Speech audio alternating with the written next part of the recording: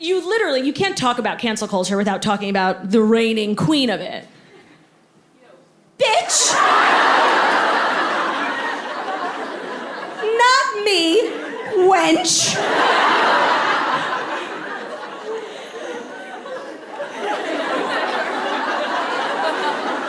I'm being attacked. No. I do come in close second. Like, let's be real. No, Chrissy Teigen, she is like... Did I lie? No, her shit was bad. Like, if I feel bad for you, that shit's bad. And the thing with Chrissy Teigen was really interesting because I don't even remember what she got canceled for. I just remembered the backlash. Like, what was her crime? She like murdered a teenager or something, right? And you were just not gonna find me feeling bad for her. Her beach house, 65 million. Beach house! It's a second house! No, I was on Twitter. Oh my God, so disappointed. You'll never work in this town again. You know what the worst part of the pandemic was? Aside from, the millions of cases, collapse of the economy, everyone's grandparents just bouncing.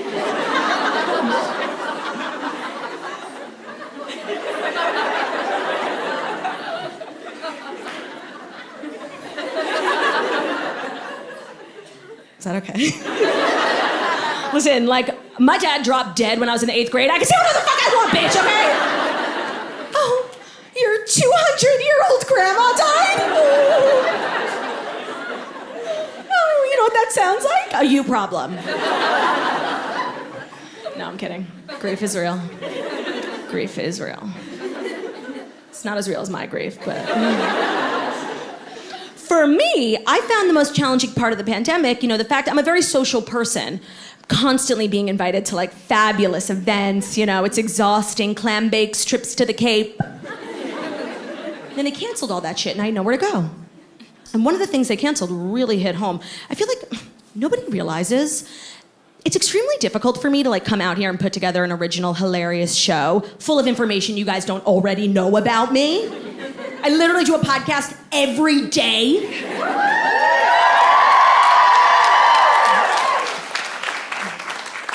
Let's be real, every day.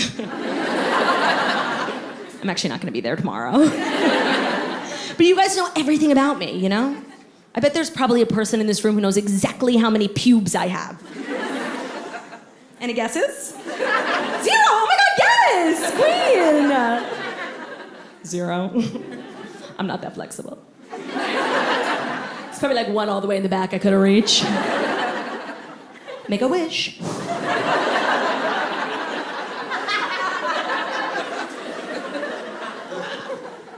But something you guys actually might not know about me is that right before the pandemic, I was training for the marathon.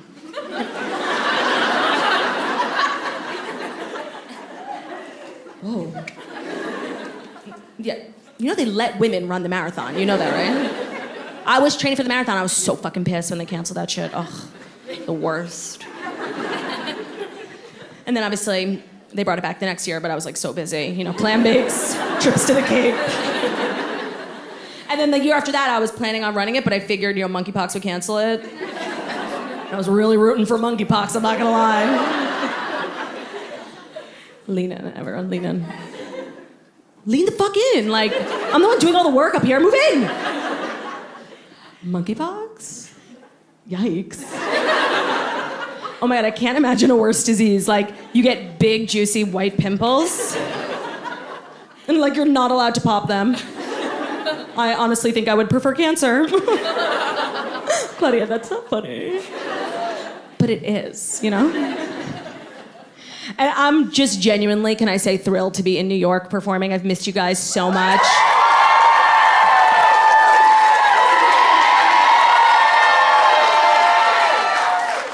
Mostly because I went to a lot of the other states, and shockingly, they were extremely anti-Semitic. I'm kidding. Everyone was really nice and welcoming. But there's nothing like being back in New York. Yeah. And I've been working for a year on this tour, and I was supposed to be done about 6 months ago, and then after my last show, my agent called me up. He's like, yo, Claude. He doesn't even talk like that. Let's roll with it. He's like, yo, Claude. I'm like, what do you want, you curly-headed fuck?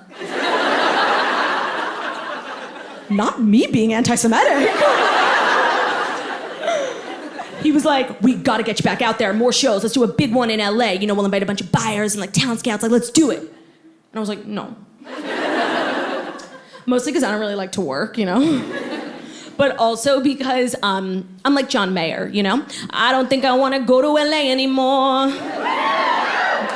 Yeah. I'm like John Mayer, but I don't pee on the women I have sex with, you know? You didn't hear it from me. Kobe. That's how you do it, right? Yeah, like a fun fact about me is like, I do not fuck with LA. Like, I do not like it over there. Mostly because of the people. They're horrendous. I'm like so self-righteous in the way they talk so slow. It's like, what do you want? Spit it out. It's infuriating. They're like, hi. Hi, I'm Rain. I have my own kiln, and my dress is made of wheat. I just like literally hate LA, the people, but also because LA is not what I like to personally categorize as a fat-friendly travel destination.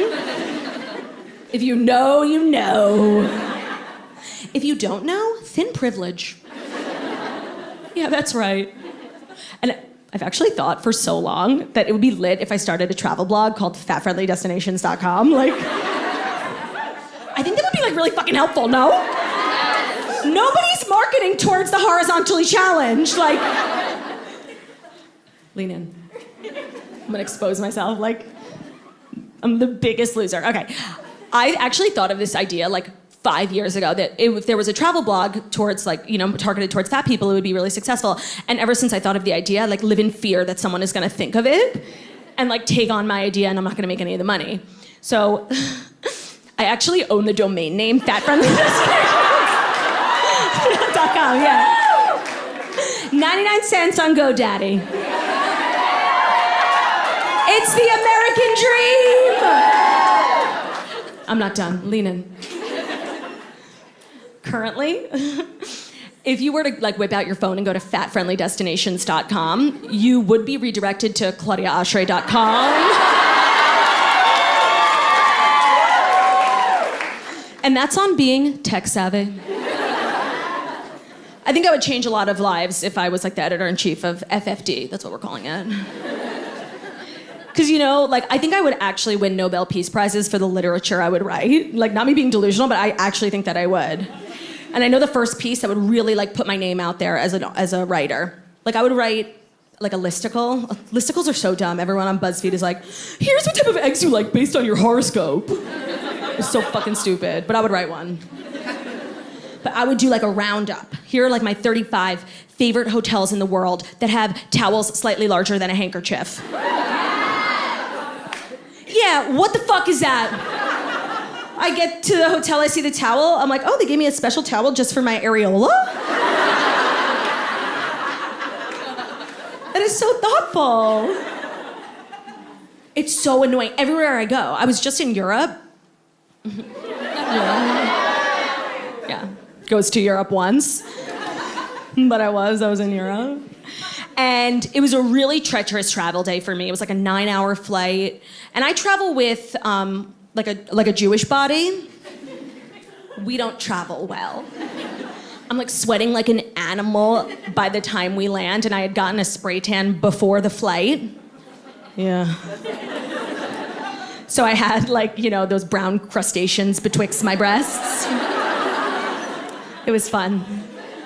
By the time I got to Italy, I was like, you know what? I think I need to take a shower. So I get to the hotel. Gorgeous facility, really stunning architecture. Get to my room, I take this freezing cold shower, and I'm just feeling grateful for Italian water. I'm like, this is Gordo, Miranda, Lizzie, like I'm loving it. Thank you, Paolo, for this beautiful shower. And I get out of the shower, I wrap the towel around my body, and then my whole pussy's hanging out.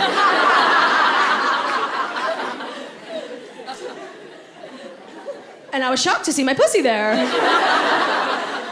I actually didn't even see my pussy because like my tits are so big.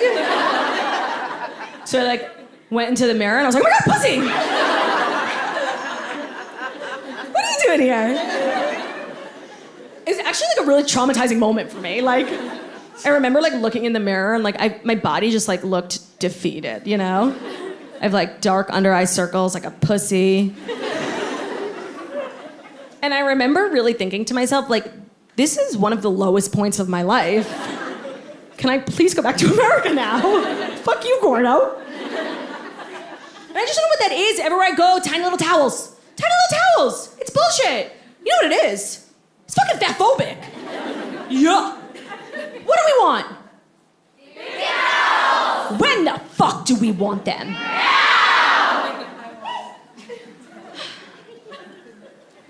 And you know, we live in a day and age where like if you want to be a successful platform, you have to be like cause driven. You know, you have to have like a philanthropic element, which is like so fucking annoying, but like I can't get into that.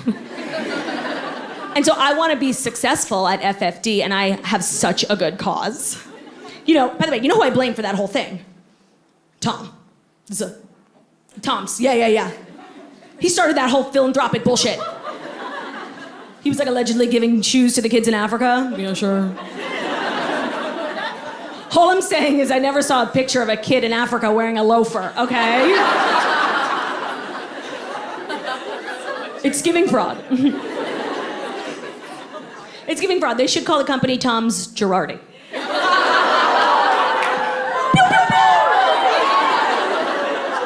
Kobe. So I want to be a cause-driven platform at FFD, and I have such a good fucking cause. Like, if you're staying at a hotel and you're not going to use the gym, lower rate. No, because like they're baking that shit into the cost of your room. Those hotels have really fancy facilities. And of course, you know, nothing in life is guaranteed, but I can pretty much guarantee you I'm never going to use the gym at a hotel. I could have just ended that sentence after gym. Like...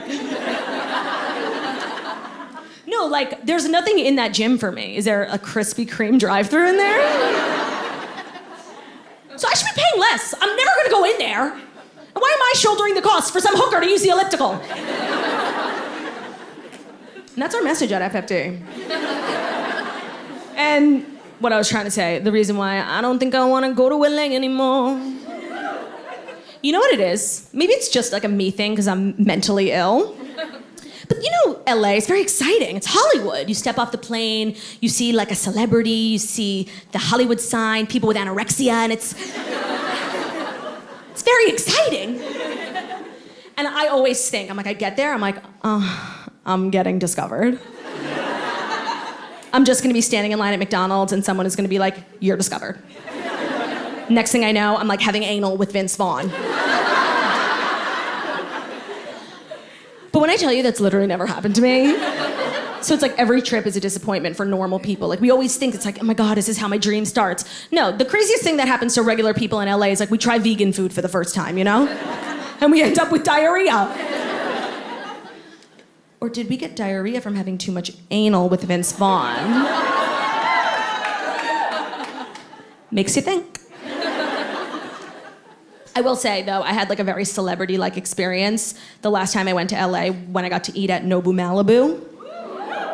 Which, like, if you're here, you obviously know what that is. Sir, yeah, it's a restaurant. Oh, sir, it's that place that Scott Disick is always bringing prepubescent teenagers to. He gets it now, he remembers. Let me tell you, because it's really hard to get in there. And I've been inside, and here's what they're not gonna tell you. It is the perfect place to eat if you've recently railed 4 lines of cocaine. Yeah, nobody told me. The portions? They bring out your entree, and I'm like, oh, yeah. Let me just grab my monocle, 1 second.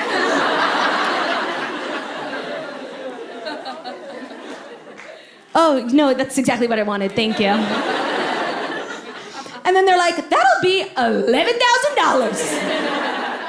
The menu is designed for the people who can actually afford to eat there. Celebrities who are doing blow in the bathroom. So I didn't know, but I was still excited. And the night was memorable, but not for a particularly good reason. I was actually assaulted there. I know. Verbally, but it counts. I was verbally assaulted at Nobu Malibu by a server. You believe that shit? Here's my side of the story. This gentleman comes over to tell us the specials. Now, I love to eat out. Well, at restaurants, not pussy, sorry. It's a very pussy-heavy show. I'm like an ally, you know, but I'm not like that big of an ally, so. I was trying to say, I love to go out to eat. I do. It's one of my favorite activities. But when they come over to tell you the specials, it's like my least favorite part. Because I never have the heart to tell a server, like, not only do I keep kosher, I have the palate of a 6-year-old who grew up in a trailer park. I'd never heard of a special I was even remotely interested in smelling. But I don't want to be a cunt, and I never use that word. I know, like, as a server, it's a huge part of your responsibilities to memorize that and present it with grace. So I just usually sit back and zone out. I think about, like, what I'm going to pick up on the way home from McDonald's, you know? However, lean in. On this particularly chilly night at Nobu Malibu, my ears perk up. Because this waiter, something ain't right.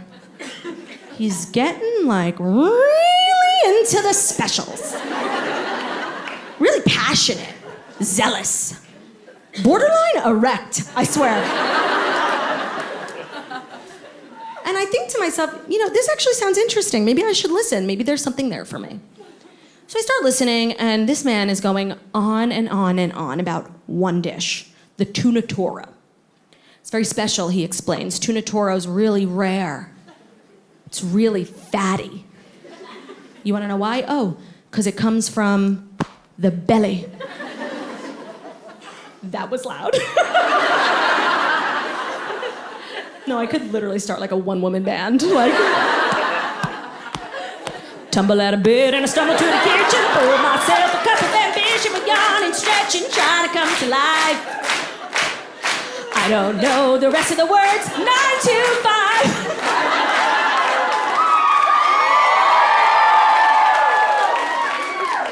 Guys, when I tell you that this waiter does not stop, like 15 minutes, a fucking TED Talk. I thought he was gonna whip out like a wireless mic and a remote, you know? Tuna toro. And he kept saying the same thing. It's a very special piece of fish and it's very fatty. That's what makes it expensive. It's fatty. It's fatty. See where I'm going? About 7 minutes.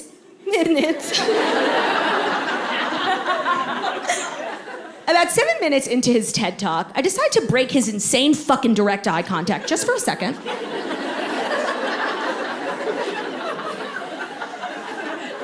And I look around the table. And I realize I'm with a bunch of anorexics. And in that moment, I realized that the waiter was only looking at me. The fattest person at the table.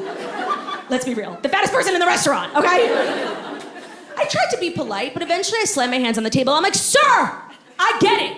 The fish is fatty. So am I. Like, my God, I'll take 4. Don't forget the spicy mayo. And it was a traumatizing evening for me, but the pandemic happened right after that, and I realized I took those moments for granted. Because, you know, I'm sitting in my apartment thinking of ways to slit my husband's throat without anyone knowing. Love you, but it's the truth. And I'm realizing I would literally give up my left titty to be sitting at a restaurant being called fat by a waiter. Like, I feel sad. Because the pandemic started, I was 25, and now I'm 75. And I feel as though I was robbed. Anyone else feel that way? Yeah. And it feels like it happened so fast, you know? Like, I woke up one day, everyone's working from home, they all have like 16 kids. Everyone I know, right? Every person I know has like 75 children now. And like, I do want to make fun of them, but I actually thought that was like a really good call, you know? Using the pandemic to have kids, because collectively as a society, what we got off work for like 18 months, you want to rear some children? Love that for you, for real. Personally, I'm gonna rear these drugs into my ass, but to each their own. I really did think it was a good way to spend the pandemic. I thought about it. You know, I'm a woman of a certain age, 69. And I've been married for a decent amount of time. We get those looks now. We walk into a family function and everyone's like, oh, ooh. I'm like, oh, no, it's just a fupa. We're very excited, though. Like, I can't do a Q&A on Instagram without someone being like, well, when are you in bed having babies?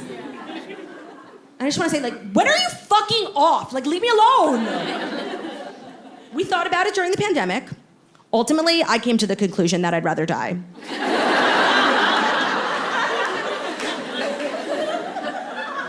Okay, that's dramatic. No, it's entirely accurate. I'd rather be dead. And it's not because I think I'd be a bad mom. I mean, I know I would be, like, fucking terrible if... It's giving Casey Anthony. Oh. She's innocent! No, I'm kidding. I don't know if this needs to be said, but I do not stand by, like, mothers who murder their child. I might be for cancel culture, but I ain't for that.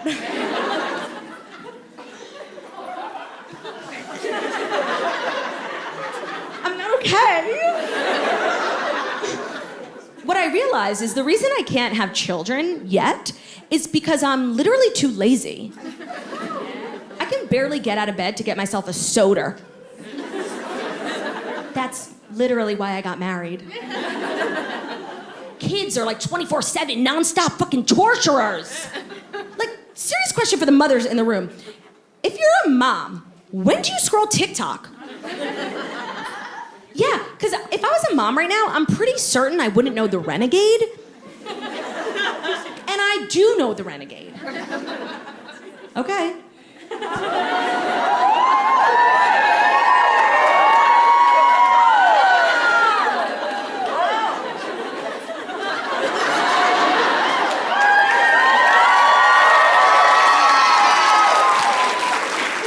Yeah, everyone in this room, everyone watching at home, follow me on TikTok! I want that D'Amelio money, okay?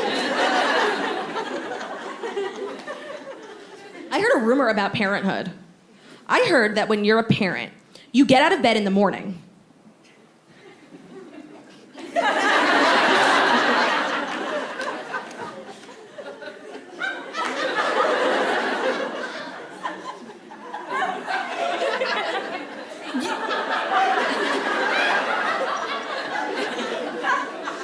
And you don't get back in until night?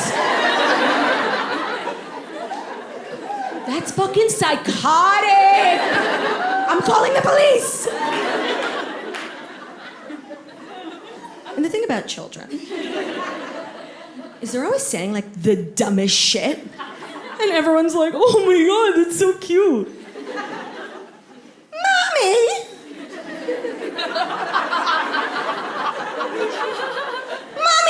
Hungry. Are you talking to me? Like, oh, you're hungry. Okay, me too, bitch. Make yourself a fucking snack and grow up. That would be my, like, style of parenting. You need to grow up. And the kid would be like, Mother, I literally cannot do that. And I would say, can't or won't. It's like the most annoying fucking thing our parents used to say, like, shut up. And I have this, like, personal dilemma that I struggle with because I really don't want to have just one kid. Yeah. Because only children are the worst. They're divas and they have this really unhealthy obsession with their mothers. And think about it, in this scenario, I'm the mom and I'm fabulous. The kid is gonna be fucking obsessed with you. I'm not gonna be able to get the fuck away, bitch! Get a life, loser.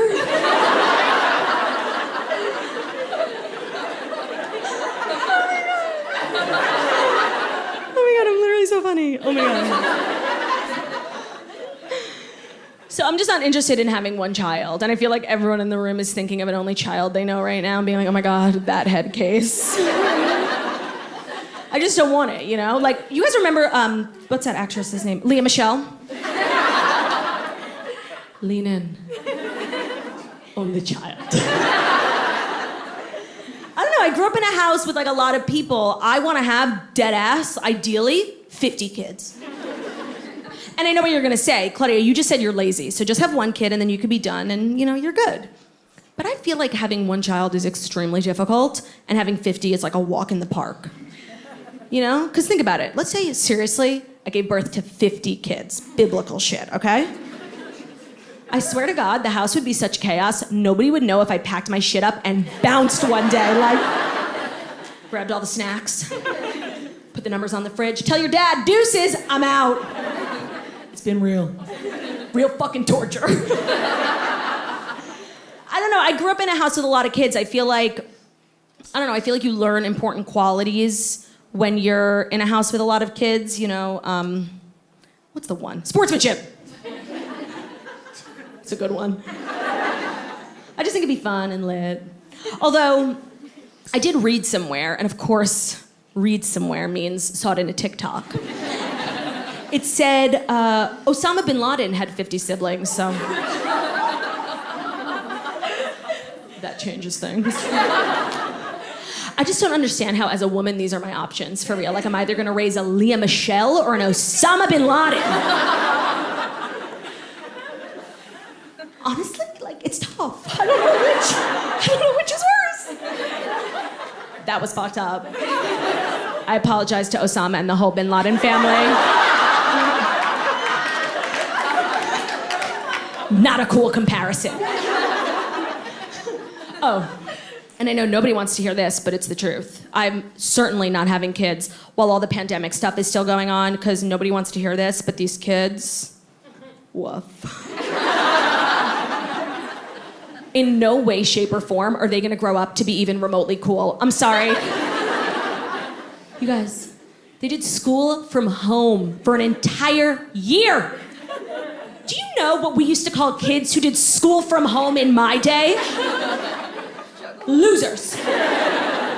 Home-schooled jungle freaks. Oh no, and then they go back to school, and while everyone's wearing a mask, it's like the fucking Squid Games, you know? Like, these kids are not okay. And it makes me feel really sad, because I feel like, you know, how we all grow up into civilized adults who participate in society is like learning to read people's faces. You know, at a very young age, we would walk into school and see, oh, teacher's smiling. We would know teacher is happy. And the masks, they kind of get in the way of that, because, you know, we used to walk into class and see teacher frowning, and we would say, oh no, teacher is sad? I would walk into class and see teacher with her eyebrows crossed, and I would say, oh no, teacher needs Botox. Slob. It's not VIP. It's Paul. I feel like the kids are missing out on a lot, especially because here in New York, I've really thought about how kids are probably never gonna have a snow day again thanks to remote learning. And I think that's not fair.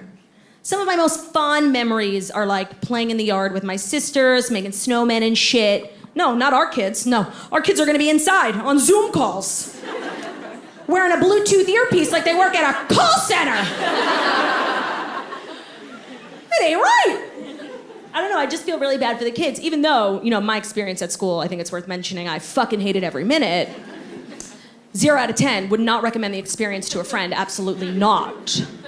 But it's important, you know? I respect education, and that's why I got my degree at educationconnection.com. And it's actually kind of a crazy story, because I was working for an hourly wage. I went to high school, didn't do great. Still, I gotta make more cash. More education is what I'm looking at. When I get a degree, I will make a bigger salary. So now I've got to see. I went on the internet and found Education Connection. I took some pre-tests to find out my direction. I'm taking my classes, getting my degree. Education Connection, match me with the right college for free. Everybody get connected for free. Get connected for free with Education Connection. That was gorgeous. Give it up for yourself.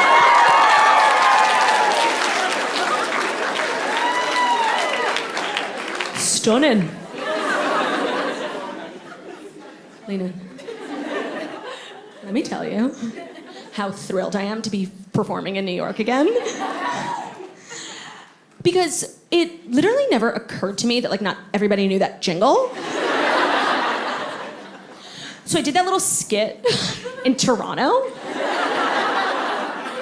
And it literally never crossed my mind that this wasn't, like, an international commercial. And I'm up here, like, working for an hourly wage. And these Canadian girlies are staring at me.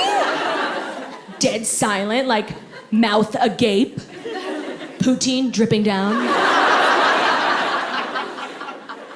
And it hit me in that moment that they didn't know the song. I'm like, you guys don't know Education Connection?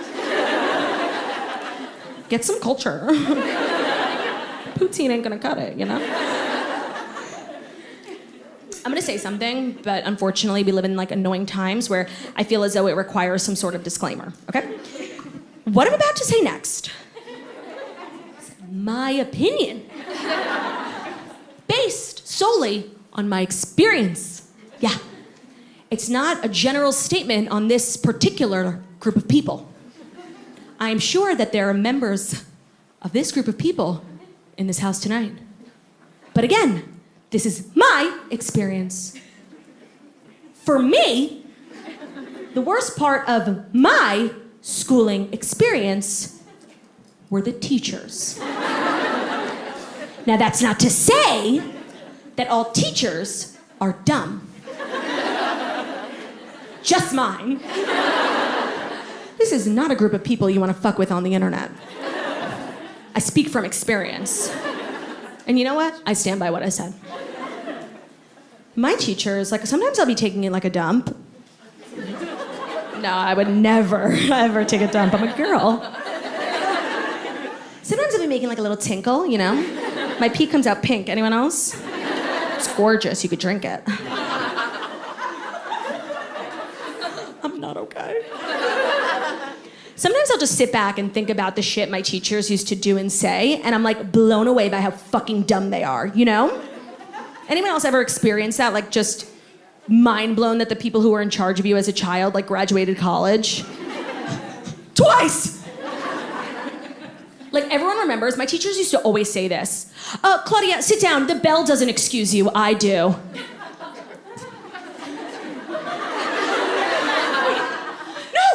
No, that's literally what the bell does. It's the sole purpose of the bell. It's why the bell is in this fucking room. Oh my God, that shit used to make me so fucking mad. And I wasn't like a great student, obviously. I do this for a living. But I was that kid who was always having a snack in class. Sorry, I'm a growing girl going through puberty. Sue me, arrest me. And the way they'd fucking overreact and call you out, which just baseline as a chubby teenager is so embarrassing. And the way they'd overreact like I was committing some heinous crime in the back of the classroom, you know? Like I was fingering myself back there. And I would look at her and be like, chill. It's a baked lay, not a knife. And then in order to justify them not letting you eat in class, they had to always say, well, did you bring enough to share with the class? And I just remember thinking as a young teenager, like, why the fuck is that my problem? I'm supposed to feed this entire group? Am I running a soup kitchen? Leave me alone! Because that shit used to make me so mad. And I know for a fact that my teachers were teaching me the wrong shit. You know, because I was taught always from a very young age, there's no such thing as a dumb question. Oh, so you've never watched a movie with my husband?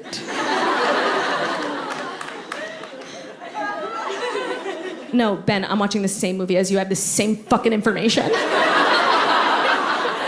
And you know, if you stop pausing it and just watch, we'll find out what happens. Isn't the cinema amazing?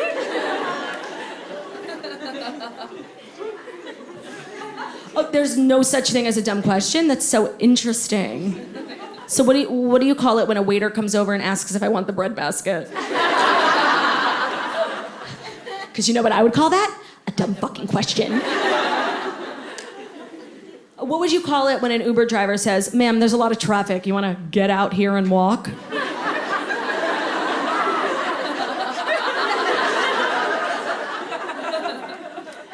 I would call that a dumb fucking question. But by far, in my opinion, the most egregious, the most heinous crime our teachers ever committed. I know everyone in the room can relate to this experience. You know, it's that moment in class, you're just minding your own business, doodling, staring at the clock, willing it to move, thinking to yourself, okay, if I do 5 minutes 3 times, I'm out of here. And then just like a ton of bricks, it would hit you like, oh my God, I'm gonna shit my pants. So you do the appropriate thing, you know, ask for permission to move your bowels.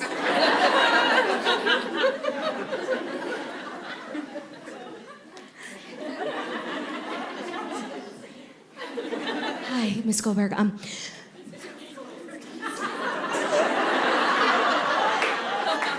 went to a Jewish day school. Yeah, Miss Goldberg, can I go to the bathroom? It's an emergency. I don't know, Claudia. Can you? No. Listen, I respect the hustle. Not the time for a fucking grammar lesson. Seriously, I had an iced coffee for breakfast. Do you want me to take a dump in the middle of the room? Because it sounds like that's what you want me to do. Yes, I poop like this. Oh my God. And speaking of school, does anyone in this room do drugs? I don't. I would never. Drugs are bad. Say no to drugs, unless they're free. I would never, ever, ever do drugs. No. That's the end of the joke. No, I did recently have the opportunity. The opportunity recently presented itself for me to try mushrooms. Yeah. When I tell you it was one of the worst experiences of my life, like, nobody warns you about the taste. You know, a lot of people give you advice before you do it. They tell you, don't look in the mirror, get out of the city. They give you like dumb advice and none of it is helpful. But I thought someone would have warned me about the taste. And nobody did. So the second I digest them, I'm like, holy shit, nobody mentioned the taste. I got bad ones. I'm not gonna be okay, nobody mentioned the taste. And I'm freaking out. My husband was the one who gave them to me. I'm like, bitch, what the fuck did you put in these mushrooms? And he's like, chill, it was a recipe I saw on the Food Network. It's a little garlic, a little olive oil. No, I'm kidding. I didn't actually eat a vegetable, I did drugs. Yeah, what are you gonna do? Gonna report me? Gonna call the cops? Do it. I wish you would. Take me away. Oh, the cops are here. Stabler, no. Oh, Stabler in the criminal justice system. Okay, can I ask you guys a question? Am I even remotely perpendicular when I do that? Like, because I'm working really hard, but I feel like, am I in a acute angle or obtuse, you know? Obtuse? What the fuck did you just call me? Out. No, I'm kidding. I am obtuse and obese. So yes, I did drugs. Hallucinogenics, yeah, I'm cool, yeah. Cool kids do drugs, everyone knows that. And let me tell you for real about the experience, because it was horrendous. But it was also life-changing, and I feel like that's how you know you did it perfectly. You never want to do it again, but you can't wait for the next time. Drug addicts over there. That must be the gays. Hey, girlies! And it was fun at first. You know, I spent probably the first hour with my head stuck in a freezer. On purpose, though. It was really amazing. The mushrooms started to hit, and we were all sitting in the kitchen, my absolute favorite room of the house. And somebody opened the freezer to get a snack. It wasn't me, by the way, which was like the most shocking part of the story. And the second they opened the freezer, like the mushrooms started to hit. And inside the freezer, I saw the most beautiful, the most gorgeous light bulb. I swear to God, me and this light bulb, we were connected in some way. I can only explain it. It was just like that scene in Twilight where Jacob, very inappropriately, imprints on that little girl, Renesmee. The light bulb imprinted on me. I was speechless. I was just overjoyed. It was literally Michelangelo painted this light bulb. Every time one of the strobes from it would hit my eye, I was literally crippled. Like, I need Jesus. And I'm a Jew. And that part was really fun. And then the girl who was like administering the drug, she was the one who had done it before. She's a drug dealer. Like, we had to pay her, you know? She was kind of leading the group, and she was like, let's go outside. They say that mushrooms are really best enjoyed in the natural elements. David Attenborough was there.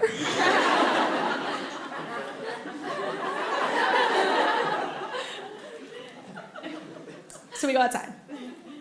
And it was a crazy coincidence. It was my first time ever doing any sort of like hallucinogenic, I think. And it happened to have been a strawberry moon that night, which was just like a crazy coincidence. And I don't know what a strawberry moon is either. The moon was pink. Or so we thought it was. And it was really beautiful. We all just sat on these like big oversized chairs and like started staring at the moon. And then I blinked and 7 hours had gone by. And I don't remember anyone saying anything over the course of the 7 hours. I just remember us all being like, huh, in the chair, staring at the moon. Like we couldn't take our eyes off of it. Maybe like every 3 hours someone would mention something and we'd be like, huh? No, I agree. No, you're like a sister to me. Back to the moon.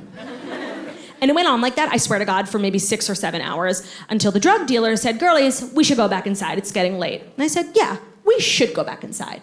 Narrator, they should not have gone back inside. So we all went up to our individual rooms to like change into more comfortable clothing. And I'm gonna tell you what I put on because it's important, not because like I'm obsessed with myself or anything. I put on sweatpants, podcast merch, you know, the best of the best. I put my hair in a bun, like on top of my head. I threw on a sweatshirt. You know those sweatshirts you pull over your head? And they got like a turtleneck and like a zipper that starts at your nipple. You know what I'm talking about? It's like a, what the fuck are those things called? No, not a quarter zip. It's like a sweater that has a quarter of a zip. You've been gaslit. And I guess I put on a quarter zip, whatever that is. And I went back downstairs, okay? And I go back into the room and something has shifted in the room because one of the girls there, she's lost her fucking mind. And I'm looking around, I'm like, what happened? She's cackling. And I'm very shook. Because one, I wasn't in the room, so nothing that funny could have been said. And two, she only started laughing when I walked in the room. So I'm like, what? She goes, oh my God. Veins. Big vein. Claudia, I did it. I finally figured out who you look like.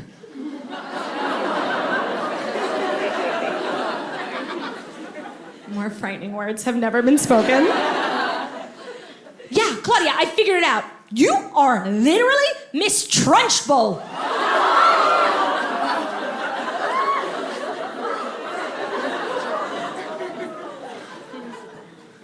Sir, Miss Trunchbull is a character from a film. She's the villain in the film Matilda. I don't know if you've seen it. It's an Oscar-snubbed film, in my opinion. It stars Danny DeVito, the little bitch Matilda, and it's really incredible. And Miss Trunchbull, she's the villain. And I really don't like to use this word, but she's a cunt. And she's...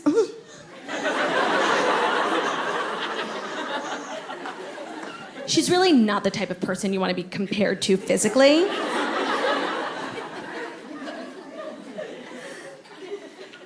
I don't want to be mean, but he doesn't know what she looks like, and I have to describe her accurately. I don't want to be mean.